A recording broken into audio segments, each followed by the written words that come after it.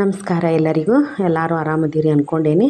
ನೋಡಿರಿ, ನಮ್ಮ ತೋಟದೊಳಗೆ ಯಾವ್ಯಾವ ತರಕಾರಿ ಆಗ್ಯಾವ ಅಂಥೇಳಿ ಹೀರೆಕಾಯಿ, ಬದ್ನೆಕಾಯಿ, ಮೆಣಸಿನ್ಕಾಯಿ, ಬೆಂಡೆಕಾಯಿ, ಚವಳಿಕಾಯಿ, ಬದ್ನೆಕಾಯಿ, ಟೊಮೆಟೊ ಹಣ್ಣು, ಟೊಮೆಟೊ ಕಾಯಿ ಎಲ್ಲ ಆಗ್ಯಾವ ನೋಡಿರಿ. ಇವತ್ತು ನಾಷ್ಟಕ್ಕೆ ಇಡ್ಲಿ ಮಾಡಿದ್ದೆ. ಇಡ್ಲಿ ಜೊತೆ ಸಾಂಬಾರಿಗೆ ಇವ ತರಕಾರಿ ಹಾಕಿ ಮಾಡಿದ್ರಾತಂಥೇಳಿ ತರಕಾರಿನ ಕೊಯ್ಕೊಂಡು ಬಂದೆ ನೋಡಿರಿ. ಮೆಣಸಿನ್ಕಾಯಿ, ಬೆಂಡೆಕಾಯಿ ಮತ್ತು ಚವಳಿಕಾಯಿ.